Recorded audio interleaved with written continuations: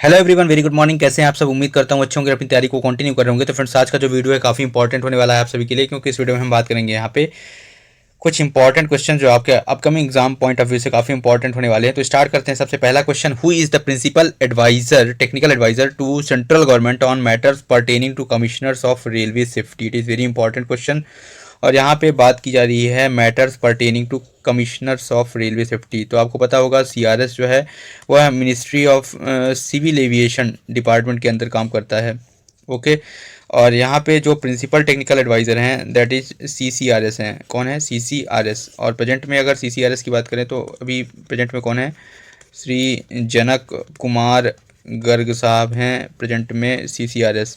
और जो सीआरएस का हेडक्वार्टर है वो कहाँ पे है? तो CRS headquarter is at New Delhi. Okay, तो please remember it.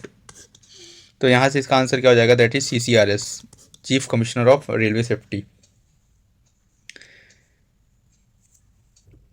Next question है, when is the Hindi Diwas celebrated? तो बहुत सिंपल सा क्वेश्चन है, आप सबको पता होगा इसका आंसर। और इसका आंसर क्या है? दैट इज ऑप्शन सी, सितंबर 14। ओके। तो हिंदी दिवस जो है हमारा, नेशनल हिंदी डे अगर बात करें तो यह सेलिब्रेट किया जाता है ऑन द डेट 14 सितंबर एवरी ईयर। क्यों? क्योंकि 14 सितंबर 1949 को जो कॉन्स्टिट्यूंट असेंबली है उसने एज अ ऑफिशियल लैंग्वेज इसको अडॉप्ट किया था, इसलिए जो है हिंदी को एज एन 14 सितंबर को हम नेशनल हिंदी डे सेलिब्रेट करते हैं। और नेशनल हिंदी डे या ऑफिशियल लैंग्वेज के पीछे जो फार्मूला था वो है बेसिकली जो हमारे के एम मुंशी साहब थे, के एम मुंशी और अयंगर साहब। तो यह मुंशी अयंगर फार्मूला पर बेस्ड था बेसिकली। इन दोनों की सहमति पर जो है तो यह 1949 में यह जाके सर्वसहमति बन पाई कि हिंदी को एज एन ऑफिशियल लैंग्वेज का दर्जा दिया जाए। ठीक है।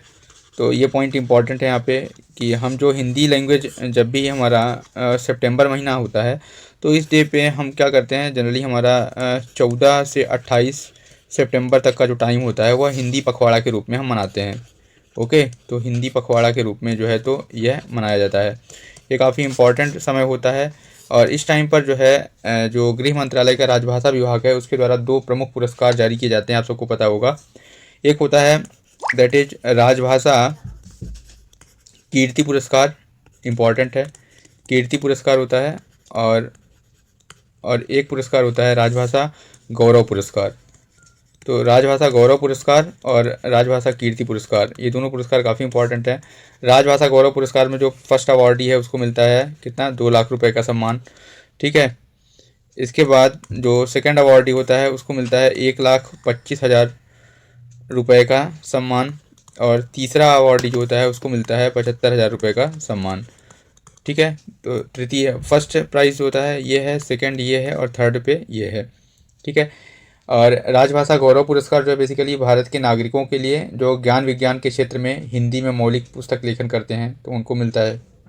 या कोई न्यायालयिक विज्ञान हो गया, पुलिस अनुसंधान हो गया, अपराध शास्त्र में कोई मौलिक पुस्तक लेखन किया हुआ है, या संस्कृत, धर्म, कला, धरोहर, इन सब में जो है तो कोई मौलिक पुस्तक लेखन किया हुआ है तो इन सब में जो है, या विधि के क्षेत्र में कोई मौलिक पुस्तक लेखन किया हुआ है तो इन क्षेत्रों में जो है तो यहाँ पे राजभाषा गौरव पुरस्कार प्रदान किया जाता है। तो काफ़ी इंपॉर्टेंट है, ये आपको याद रखना है।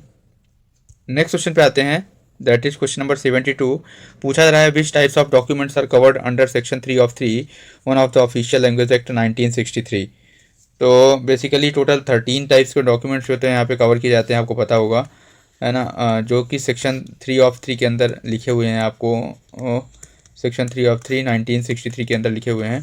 तो इसके अंदर अगर हम बात करें यहाँ पे तो एडमिनिस्ट्रेटिव रिपोर्ट्स हो गई, जनरल ऑर्डर्स हो गए, रूल्स हो गए, ये तीनों चीज़ें जो है तो कवर हैं। So all of the above is the right answer. Next question है, that is question number 73। Which is the nodal ministry of implementation of official language act 1963? It is very simple question. और ministry of जो हमारा home affairs है, ठीक है। So option number C is the right answer, that ministry of home affairs is the nodal ministry of implementation of the official language act 1963। It is very important.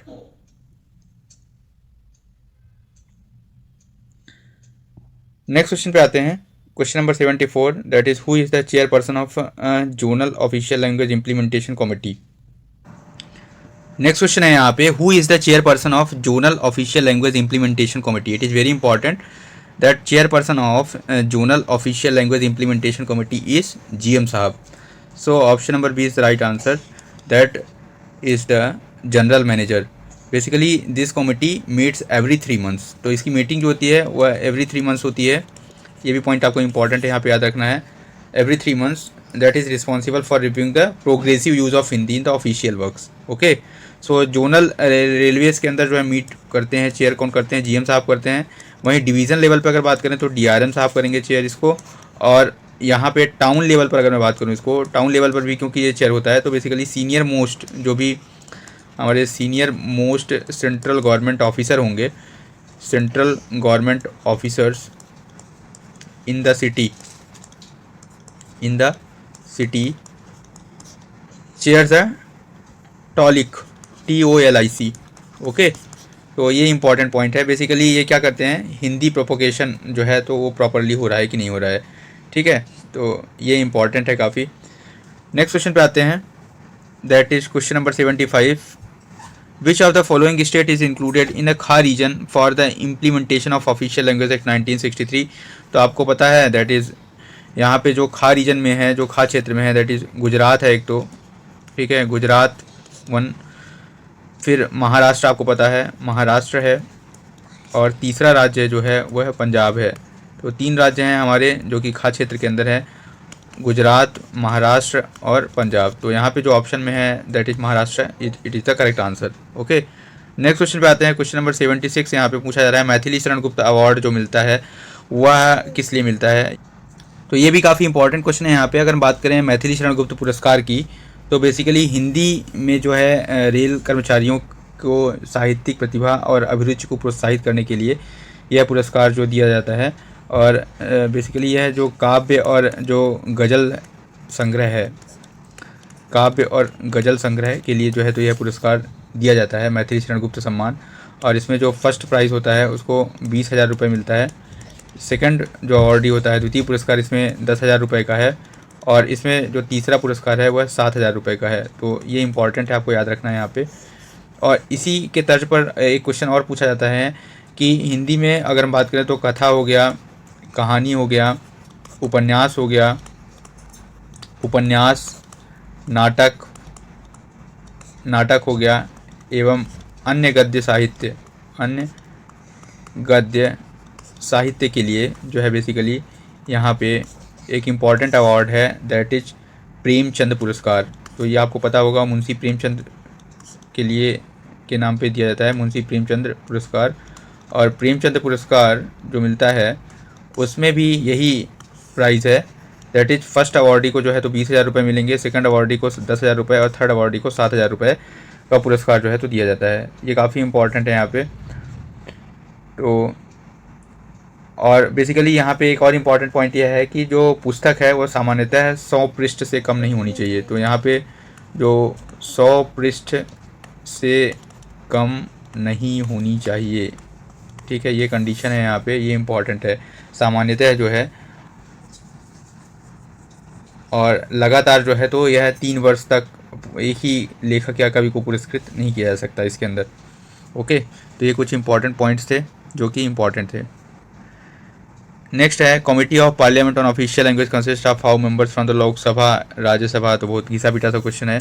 Lok Sabha से जो है तो total 20 member होते हैं, और राज्यसभा से अगर बात करें तो टोटल 10 मेंबर्स होते हैं।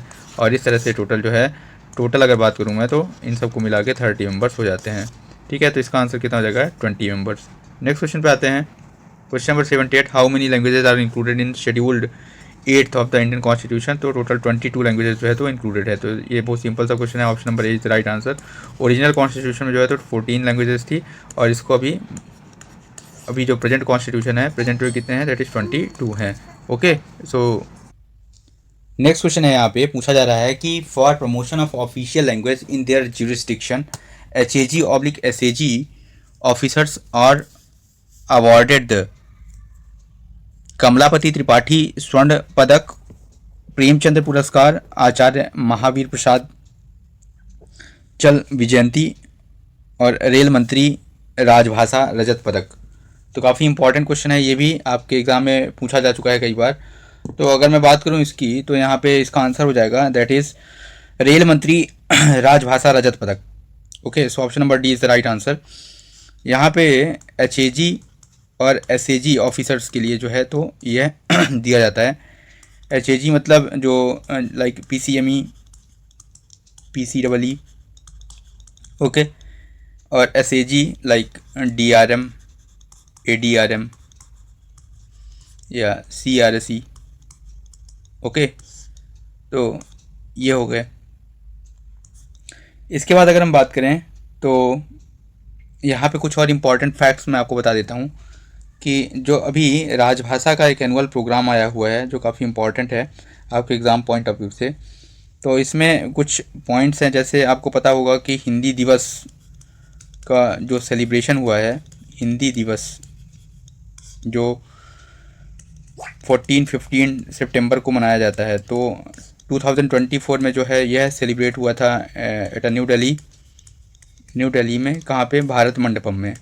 ठीक है, ये पता है आपको, भारत मंडपम। ओके, इसके बाद अभी 2025 में जो हिंदी दिवस सेलिब्रेट हुआ, यह सेलिब्रेट कहाँ पे हुआ? गांधीनगर। तो ये आपको याद रखना है एक पॉइंट, यह गांधीनगर गुजरात में हुआ।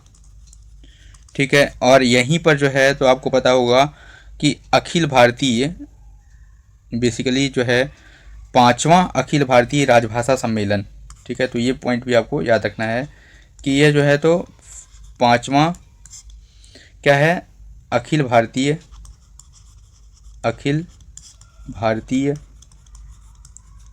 राजभाषा सम्मेलन। राजभाषा सम्मेलन भी यहीं पे ऑर्गेनाइज़ किया गया। तो पूछ सकता है एग्ज़ाम में अगर कि 5वां अखिल भारतीय राजभाषा सम्मेलन जो है 2025 में कहाँ पे ऑर्गेनाइज़ किया गया, तो वह गांधीनगर गुजरात में ऑर्गेनाइज़ किया गया। ये काफ़ी इंपॉर्टेंट क्वेश्चन है, 14 से 15 सितंबर 2025 को। ठीक है, और इस सम्मेलन में जो इसके मुख्य अतिथि थे वह माननीय केंद्रीय गृह एवं सहकारिता मंत्री कौन थे? अमित शाह। तो ये पॉइंट इंपॉर्टेंट है, और इसी कार्यक्रम में जो है तो इन्होंने राजभाषा गौरव पुरस्कार और राजभाषा कीर्ति पुरस्कार जो है तो प्रदान किए। ठीक है, इसके बाद अगर मैं बात करूं तो एक इम्पॉर्टेंट पॉइंट जो है कि 11 जुलाई 2025 को हैदराबाद आपको पता है that is the capital of Telangana. Okay, तो हैदराबाद में राजभाषा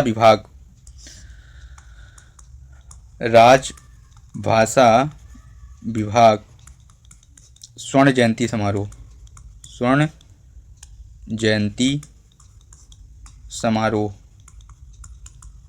मनाया गया।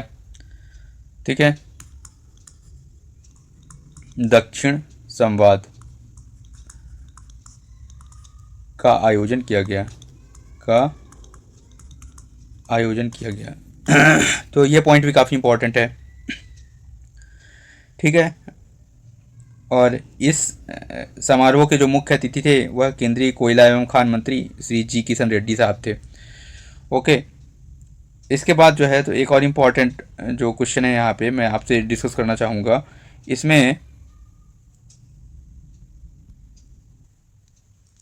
हिंदी दिवस 2025 के अवसर पर गुजरात में जो हमारे केंद्रीय गृह और सहकारिता मंत्री हैं श्री अमित शाह जी, उन्होंने एक अनाउंसमेंट करी कि वर्ष 2029 तक, तो ये पॉइंट आपको याद रखना है, वर्ष 2029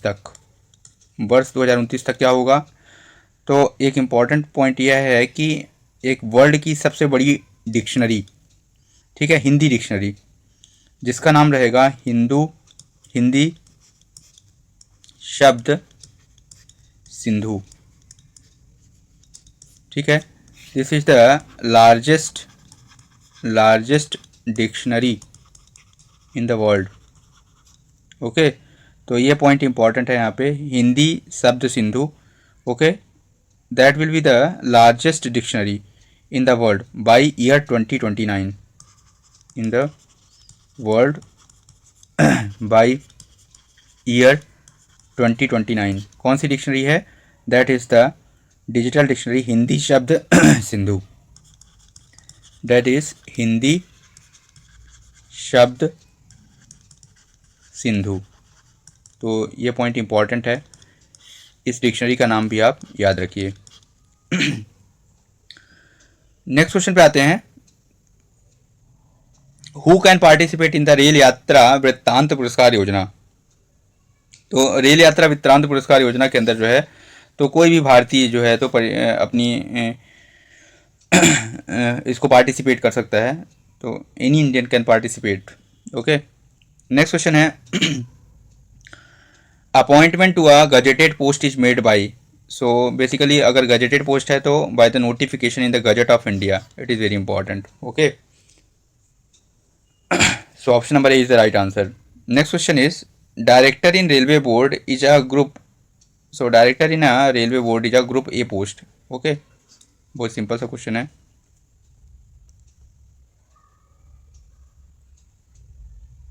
सो they are the group A post, और बेसिकली जो है इनकी जो रिस्पॉन्सिबिलिटी होती है, they are the highest level officers.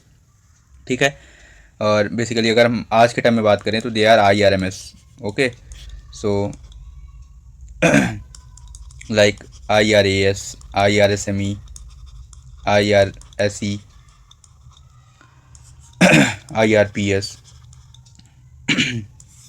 तो ये बेसिकली क्या होते हैं, they are the IRMS। Basically they are the part of executive management. Okay, तो इनका जो काम है executive management in the ministry of railway. So option A is the right answer. इसके बाद अगर हम आते हैं कि first appointment to group A post in the railway service are made by. तो first appointment to group A post अगर बात करें तो वह जो है अपॉइंटमेंट है प्रेसिडेंट के द्वारा की जाती है on the recommendation of union public service commission. Okay, तो जब भी आप UPSC का जो ESE वाला एग्ज़ाम देते थे तो उसमें बेसिकली आपका स्कोर कार्ड है तो उसमें UPSC के द्वारा जो है रिजल्ट आता है उसमें रिकमेंडेड लिखा होता है। तो इस रिकमेंडेशन के बेस पर जो है तो प्रेसिडेंट आपको अपॉइंटमेंट देते हैं ग्रुप ए सर्विस के लिए। नेक्स्ट क्वेश्चन है, क्वेश्चन नंबर 84 की बात करेंगे। Where a railway servant is lent to any other ministry और department of the central government who has the powers of disciplinary authority for the purpose of conducting disciplinary proceeding against him. तो basically अगर बात करें कि कोई भी central government जो है, अगर कोई रेलवे जो ऑफिसर्स है या सर्वेंट है वह डेपुटेशन पर, ऑन द डेपुटेशन वह किसी अलग डिपार्टमेंट, सेंट्रल गवर्नमेंट के किसी अलग डिपार्टमेंट पे अब्जॉर्व हो गया है अगर, तो इस केस में जो बोरोइंग डिपार्टमेंट है, ओके, जो बोरोइंग डिपार्टमेंट है उसका जो भी कॉम्पिटेंट अथॉरिटी होगा, अथॉरिटी ही में टेक डिसिप्लिनरी एक्शन, ठीक है, against him. So the borrowing authority is the right answer. Okay, next question पे आते हैं। Conversion of one kind of leave into another kind is possible with the sanction of authority granting leave. Okay, so possible with the sanction of authority granting leave, और यह जो है तो 30 days के अंदर करना होता है, विद इन 30 डेज़। तो ये इंपॉर्टेंट है, और possible with the sanction of authority granting leave. Next question है, according to railway service conduct rule which are the following activities permissible for railway servant. तो यहाँ पे रेलवे सर्विस कंडक्ट रूल 1966 की अगर बात करें तो इसमें जो रूल नंबर 5 है, basically rule number 5 that taking part in politics and elections. तो पॉलिटिक्स और इलेक्शंस में पार्टिसिपेट करने से प्रोहिबिट करता है, ठीक है, चाहे वो उसके वो railway employee and its family members also, including family members and railway employee, railway servants and including its family members, ठीक है। तो पॉलिटिक्स और इलेक्शन में उसको नहीं लड़ना है। लेकिन यहाँ पे जो बोला जा रहा है कि performing election duty in Lok Sabha elections, तो he can permit, he can permissible. So option number A is the right answer. Becoming member of political party, no. Displaying political party symbols on resident, no. Acting as polling agent, no. ठीक है, तो किसी भी मामले में जो है तो उसको पॉलिटिक्स या इलेक्शन से दूर रहना है और अपनी फैमिली को भी दूर रखना है, ठीक है. Okay, no railway servant shall canvass otherwise interfere with use his influence in connection with any party, political party. तो ये इंपॉर्टेंट है. नेक्स्ट क्वेश्चन है, which conduct rule is regarding prohibition of sexual harassment of working women. It is very important. ठीक है, तो sexual harassment जो है prohibition, तो this is the rule 3C. आपको याद रखना है, ये क्वेश्चन बार बार आ रहा है एग्जाम में. Sexual harassment of working women, that is rule 3C. Okay, rule 3C जो ये बोलता है prohibition of sexual harassment of working women, और इसमें दो हैं रूल. 3C1 की बात करें अगर, तो यह बोलता है कि कोई भी रेलवे सर्वेंट जो होगा वह खुद इंडल्ज नहीं होगा. ठीक है, he shall not indulge in any act of sexual harassment of any working women. Okay, तो ये बोल रहा है कि अपने आप को नहीं इंडल्ज नहीं होना है उसमें. फिर दूसरा जो 3C2 है वह यह बोलता है कि जो भी रेलवे सर्वेंट है, ठीक है, उसके वर्क प्लेस का जो इंचार्ज रहेगा वर्क प्लेस इंचार्ज, उस वर्क प्लेस इंचार्ज की सोल रिस्पॉन्सिबिलिटी है कि वह वहाँ का इन्वायरमेंट इस तरह से मैनेज करे, ठीक है, या वहाँ पे जो है तो कुछ अप्रोप्रिएट एक्शन ले.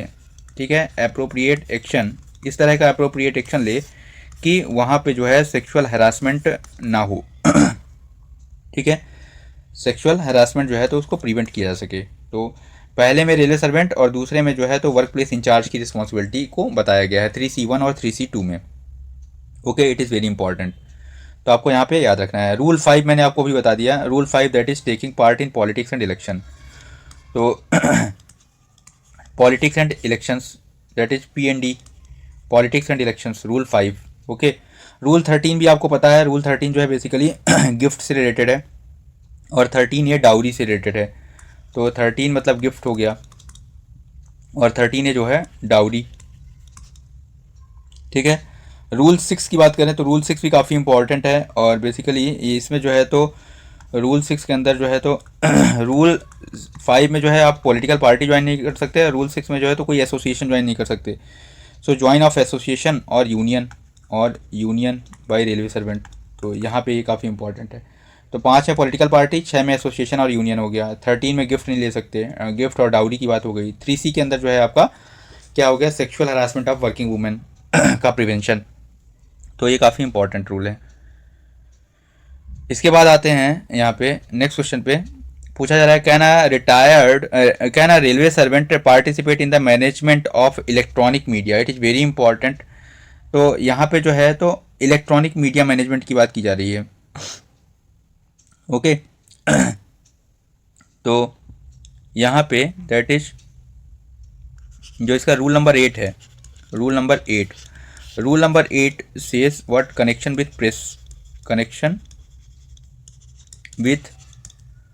Press and other media. Okay,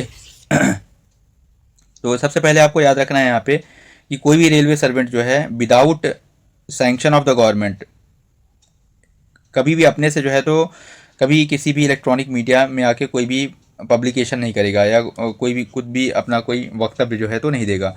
ठीक है, तो सबसे पहले यहाँ पे जो है तो प्रीवियस सैंक्शन ऑफ गवर्नमेंट होना चाहिए.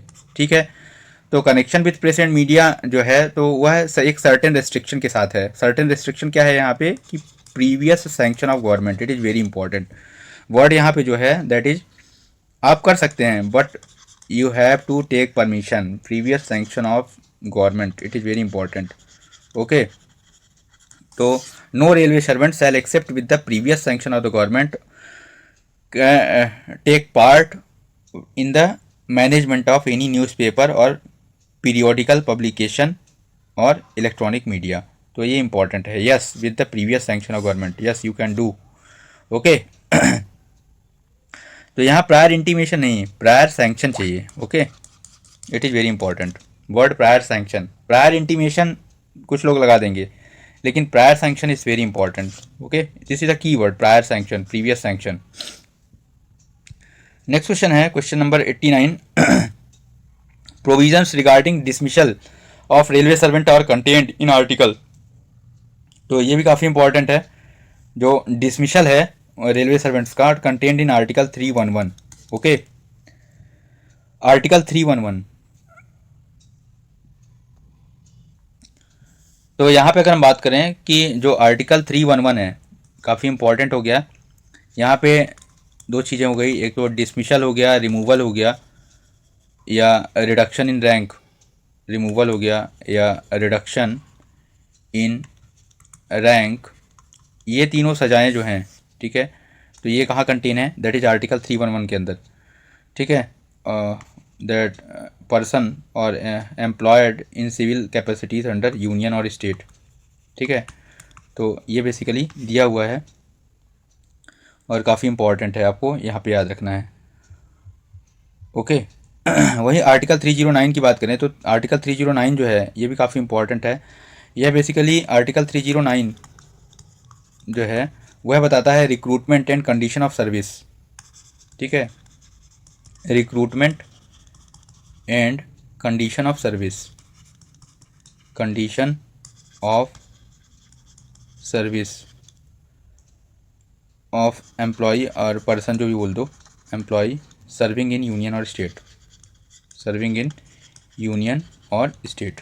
तो ये बेसिकली जो है तो रिक्रूटमेंट और सर्विस कंडीशन की बात करता है आर्टिकल 309। ठीक है, कि बेसिकली जो प्रेसिडेंट है that is the supreme authority. ठीक है तो वो सर्विस कंडीशंस वगैरह तय करते हैं। तो ये यहाँ पे जो है आर्टिकल 309 की बात हो गई। इसके अलावा जो है एक और इम्पॉर्टेंट पॉइंट है आर्टिकल 310। अंडर आर्टिकल 310 इसके अंदर एक कीवर्ड आता है that is doctrine of pleasure, doctrine of pleasure. तो ये वर्ड आपको याद रखना है, डॉक्ट्राइन ऑफ प्लेजर जो है आर्टिकल 310 के अंदर है। ओके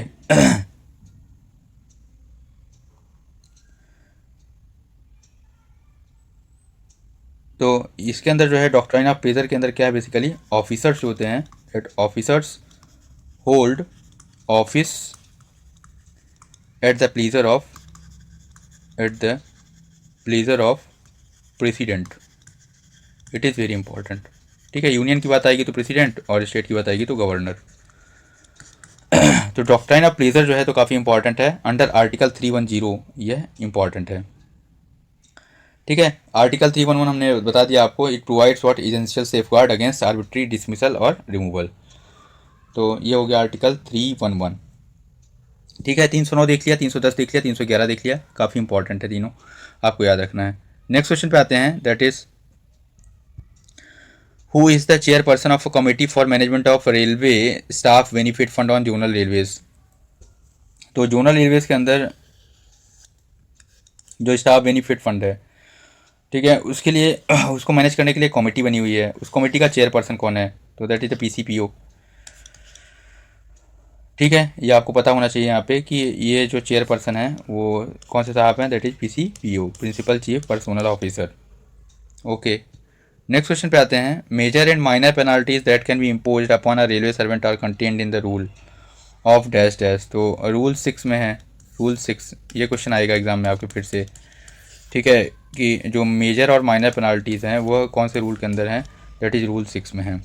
ठीक है, railway servant discipline and appeal rule 1968।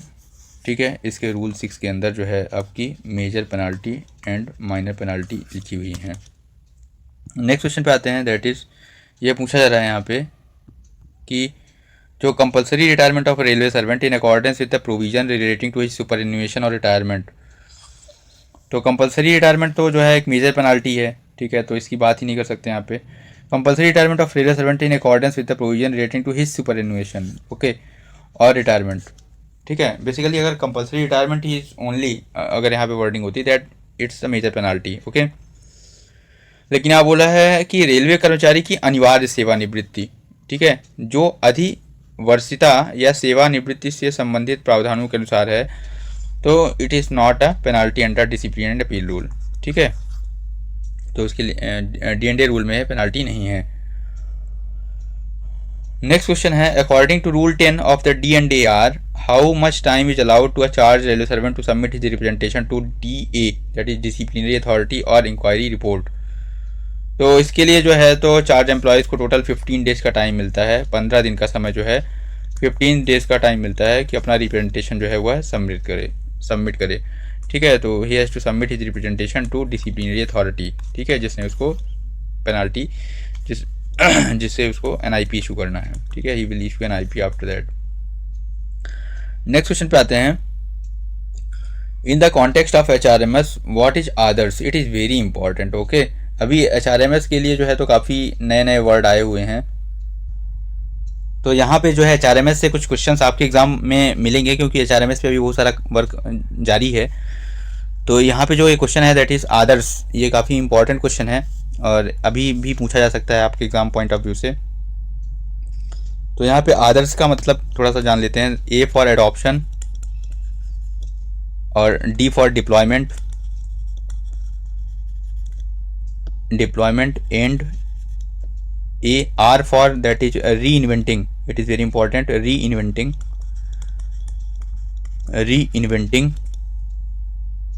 of services through HRMS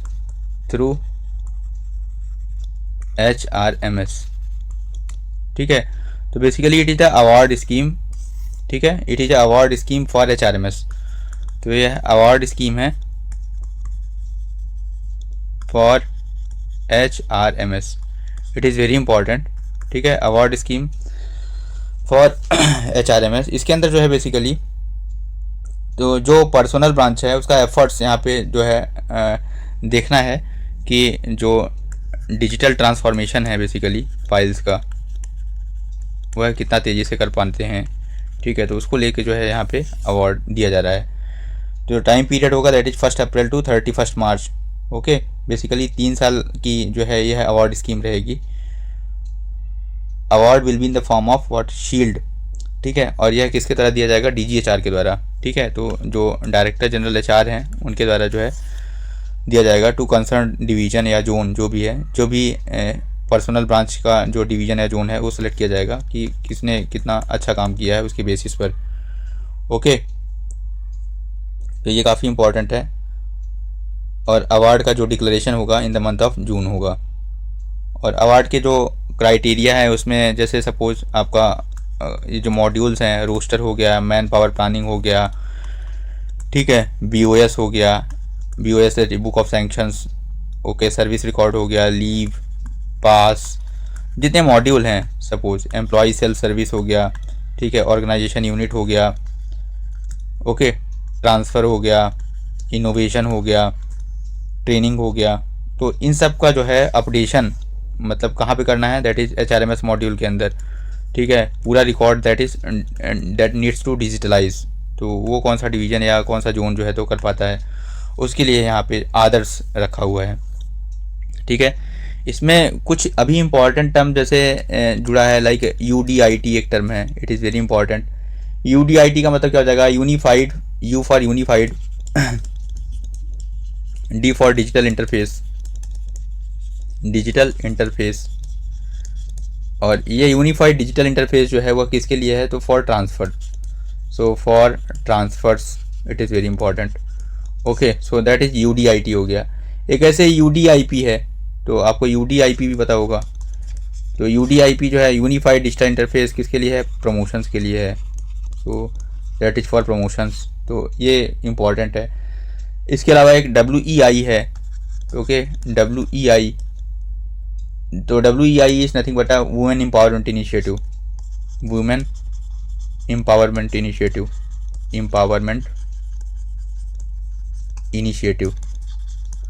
तो ये भी एक मॉड्यूल यहाँ पे लगा दिया गया है। ठीक है, women empowerment initiative to prevent और dealing with the cases of sexual harassment complaints, तो सेक्सुअल हरासमेंट कंप्लेंट्स जो है यहाँ पे उसको डील करने के लिए, तो ये काफ़ी इम्पोर्टेंट है। ओके, तो आदर्श को याद रखिए, that is award scheme for divisions और जोन्स। नेक्स्ट क्वेश्चन पे आते हैं, that is according two clause 8 of 3 of the railway servants hours and work and period of rest rules 2005, what are the standards hours of duty for essential intermittent? so basically इसके लिए जो है for EI category के लिए जो standard hours of duty है that is कितना है 48 hours. Okay 48 hours per week. So option number B is the right answer. Next है, from which financial year the railway budget has been merge with the general budget? कितनी बार पूछेगा ये question, मेरे ये समझ नहीं आ रहा है। सो इसका आंसर हो जाएगा that is financial year 2017-18। Next है, under which article of the Indian constitution the contingency fund of India established? So under article 267 clause 1 that is for India. Okay, और 267 clause 2 that is for state. तो contingency fund for the state 267 clause 2 और 267 clause 1 for contingency fund for union और India. Okay, so it is very important. Next है, government account means account related to consolidated fund of India, contingency fund, public account of India. So all of the above is the right answer. These are the government account. Next question है, the expenditure on projects of doubling is booked under. So basically अगर बात करें यहाँ पे तो doubling project जो होगा वो PH15 के अंदर आएगा, ठीक है। So doubling is related to PH15. This is a new lines that is PH11. Okay, PH53 मतलब क्या हो गया आपका, that is passenger amenity and other railway users amenity, ठीक है। और PH33 प्लीज कमेंट, देखते हैं आपका नॉलेज। नेक्स्ट क्वेश्चन पे आते हैं, क्वेश्चन नंबर 100 की बात करेंगे। Under the general financial rules which are the following is considered as a standard of financial propriety? It is very important, a canons of financial propriety under GFR. So sanctioning authority should not sanction expenditure which will be directly or indirectly for its own advantage. Same vigilance in respect of expenditure incurred from the public money must be exercised as a person of ordinary prudence would exercise in respect of expenditure of his own money. Expenditure should not be prima facie more than the occasion demand. So all three are correct. So option D is the right answer. Option D is the correct answer. Okay. Next question पे आते हैं, question number 101, budget estimate should be framed for which are the following? तो budget estimate जो है तो basically इसके अंदर जो है तो ग्रॉस रिसीट्स भी रहती है, ऑर्डनरी वर्किंग एक्सपेंसेस भी रहते हैं और वर्क एक्सपेंडिचर भी रहता है। सो all of the above is the right answer. Option number D is the correct answer. Okay, next question पे आते हैं, who is the responsible for compilation of accounts of a zonal railways? तो zonal railways का जो compilation होगा वह किसके responsibility किसकी होगी? दैट इज PFA की होगी। किसकी होगी? PFA, principal financial adviser. So he is the supreme commander of the financial department of the Zonal Railways. Okay, supreme boss. Okay, so PFA is the right answer. Next question है, goods revenue estimate for the major commodities is based on? तो जो goods revenue estimates होते हैं for major commodities based on what the anticipated NTKM to be carried and the average year per NTKM. So option number C is the right answer. Next question है, in the context of the works context what is the GCC? इतना बड़ा सा question है। GCC का मतलब क्या हो जाएगा? That is general conditions of the contract और standard general conditions of the contract. So option number B is the right answer. Next question पे आते हैं, that is who can close the part two audit inspection report? It is very important. तो ये काफ़ी important है यहाँ पे। जैसे हम बात कर लेते हैं थोड़ा सा कि जो ऑडिट ऑब्जेक्शंस हैं, जो कि ऑडिट डिपार्टमेंट के द्वारा कुछ ऑडिट ऑब्जेक्शंस लिए जाते हैं, उन ऑडिट ऑब्जेक्शंस की बात कर लेते हैं यहाँ पे, ठीक है। लाइक ड्राफ्ट ऑब्जर्वेशन स्लिप, तो ड्राफ्ट ऑब्जर्वेशन स्लिप्स हो गया, इस फॉर्म में आपने ऑब्जेक्शन ले लिया अगर ऑडिट वालों ने, ठीक है। इसके बाद जो है audit inspection report, that is part 1 और पार्ट 2 दो फॉर्म में आती है। Part 1 and part 2 audit inspection report, AIR जिसको बोल रहा हूँ मैं, ठीक है। इसके अलावा जो है तो ऑडिट नोट्स के फॉर्म में हो गया, ठीक है, ऑडिट नोट्स पकड़ा के चले गए। इसके बाद आपको स्पेशल लेटर कुछ मिल गए, स्पेशल लेटर्स के फॉर्म में।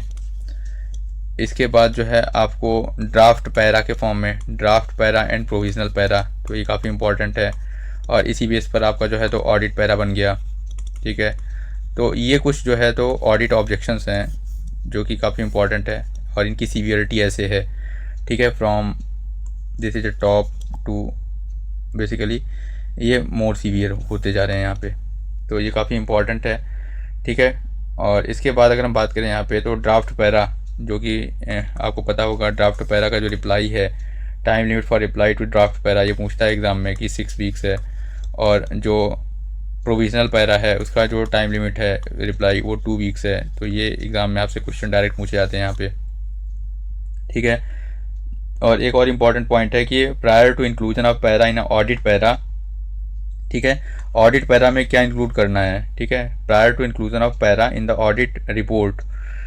ठीक है, सो ऑडिट रिपोर्ट के अंदर जो है बेसिकली अगर मैं बात करूँ यहाँ पे कि जो ड्राफ्ट पैरा है, ठीक है, तो ड्राफ्ट पैरा के जो ऑडिट रिपोर्ट है उसके अंदर कौन सा पैरा इंक्लूड करना है, that is PDA sends draft paragraph to GM. तो जो प्रिंसिपल डायरेक्टर ऑफ ऑडिट है, जो कि ये कहाँ होते हैं, जोन के अंदर होते हैं। ठीक है, जो इसकी हायरार्की है बेसिकली यही है कि रेलवे के अंदर सबसे बड़ा जो होता है डिप्टी कैग होता है, डिप्टी कैग रेलवे। ओके, तो ये हो गया यहाँ पे। फिर बोर्ड लेवल पे जैसे हो गया कुछ ऑफिसर्स होते हैं, और जोनल लेवल पे जो होता है पीडीए होते हैं। तो पीडीए जो है वो किसको भेजते हैं, जीएम के पास। ओके, तो ये कुछ इंपॉर्टेंट है draft para. Vetting of reply to draft para, इसके लिए जो है तो जो रिप्लाई भी ड्राफ्ट पैरा का, that is vetted by FNCAO। तो ये भी काफ़ी इंपॉर्टेंट है, इसका वेटिंग होना रिक्वायर्ड होना। ठीक है, it must be vetted by FNCAO। Okay, इसके बाद तो इस केस में अगर क्या हुआ, एक और इम्पॉर्टेंट पॉइंट है कि if audit not satisfied, okay, satisfied with the reply furnished by railway administration,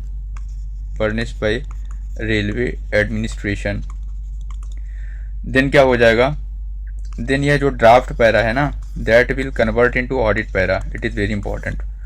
अगर ऑडिट को ये ऑडिट सेटिस्फाई नहीं हो पाया आपके रिप्लाई से, तो this draft para will convert into audit para and becomes part of the annual report of CAG। Audit para के अंदर जो भी आता है that is the part of annual report of CAG, मतलब आप कैग की रिपोर्ट में छप जाओगे। ठीक है, अगर ऑडिट जो है तो इम्प्रेस नहीं हुआ, तो इट इज़ वेरी इंपॉर्टेंट। तो आपको यहाँ पे याद रखना है।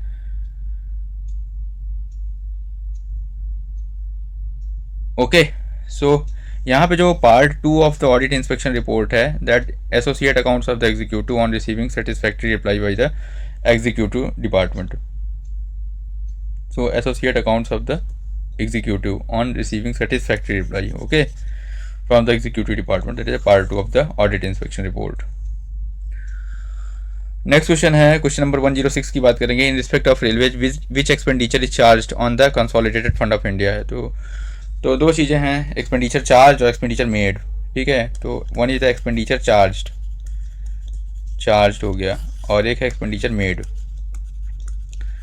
ठीक है, दिस मतलब इस पे जो है तो आपका पार्लियामेंट में क्या होगी, बहस होगी। पार्लियामेंट में जो है इस पर बात होगी, लेकिन वोटिंग नहीं होगी, इस पर वोटिंग नहीं होती। ठीक है, और इस पे जो है तो पार्लियामेंट में वोटिंग होगी, बात होगी, बहस होगी, वोटिंग होगी।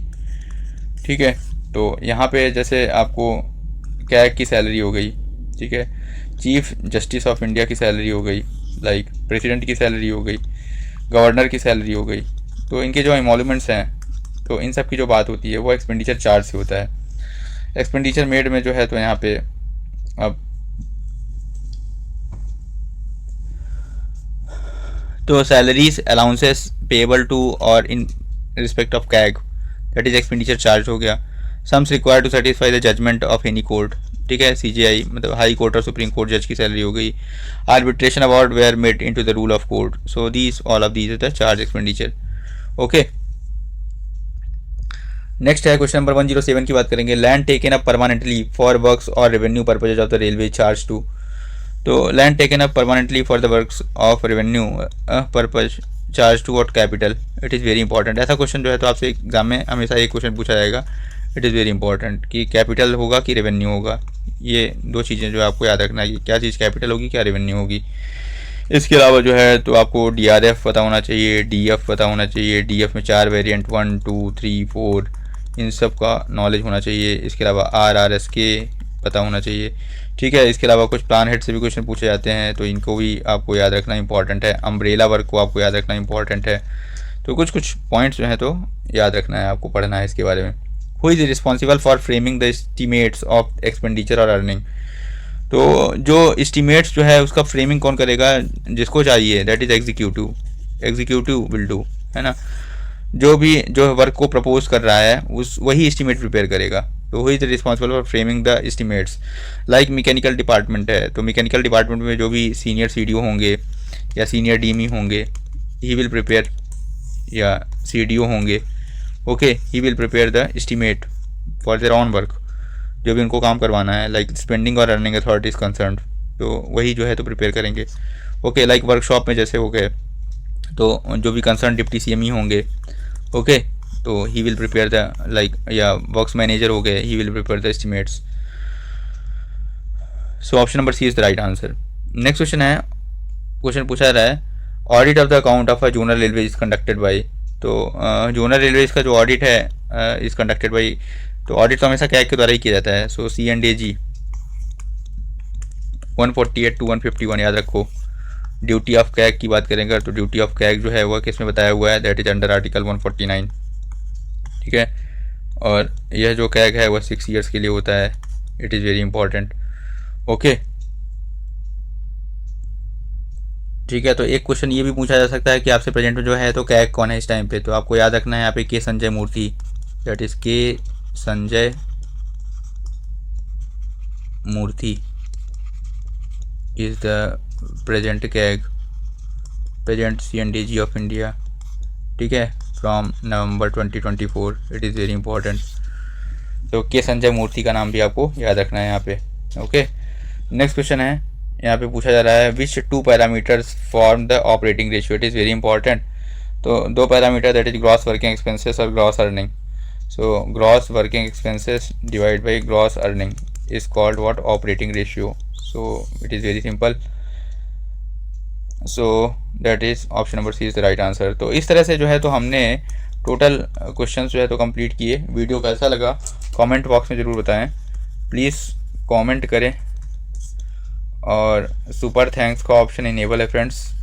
If you like my work you can contribute in it, there is no bound कि आपको करना ही है, but if you love to listen और if you want to motivate me for making the video you may can. Thank you all for such a kind patience to listen my voice. Have a good luck for your upcoming exam.